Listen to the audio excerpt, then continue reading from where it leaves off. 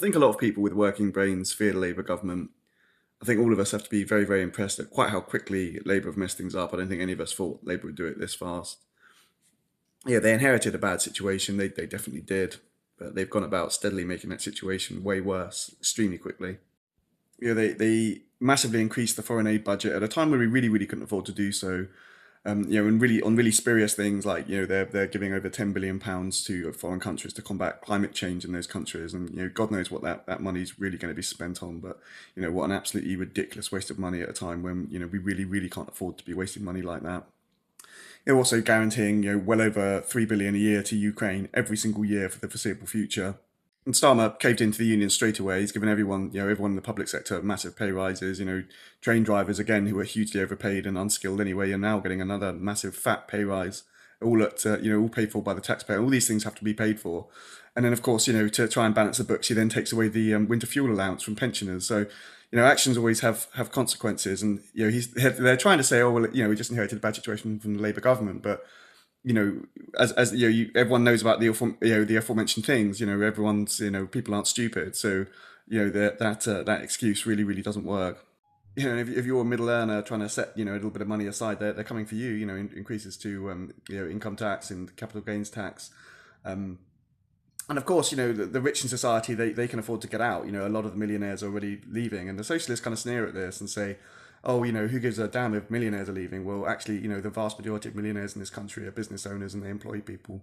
So it's a really, really bad thing when people with money and businesses and assets start leaving the country. That's a really, really good way to make your country poorer straight away and to damage your economy. And that's before we get on to all the recent worrying kind of trends about combating free speech. People saying hurtful things on social media is not nice, and certainly people saying racist things or anything stupid, whether inciting violence or anything like that. That is against the law, and that's fair enough. But that seems to sort of mission creep being extended to people just saying stupid or offensive things, which whilst I would condone that, that should not be against the law, and you certainly shouldn't be putting people in prison for that. And sadly not to the point where our prisons are so full that we're having to release 1,700 violent offenders, apparently.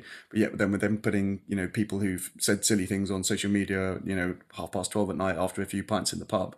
Again, I don't condone that at all. I'm not trying to excuse that, but they definitely do not deserve to be in prison over violent offenders. And actions have consequences, don't they? You release 1,700 violent offenders and you can see them all celebrating outside. They're going to reoffend, they're going to be violent, people are going to really really suffer as a result of that. And that is on Labour. You've had in recent times people, openly calling for jihad or openly calling for murder, and that seems to be absolutely fine. But then, someone goes to a protest holding a Union Jack, and they get arrested. So I think, the implications for free speech since Starmer took over are extremely worrying, and they call him two-tier here for a reason. I think everyone can see that the police are not policing the country fairly, and they're supported by Starmer, and they know they are. So that'll only continue and get worse. So yeah, I mean, like I said, it astonishes me just how badly Starmer's government are messing things up so quickly. I think it's going to be a very, very difficult 5 years. And I hope to God they're only in for one term, because they're going to do a lot of damage over the next 5 years. I think if God forbid they get a second term, what state this country will be in. But let's really, really hope it doesn't come to that.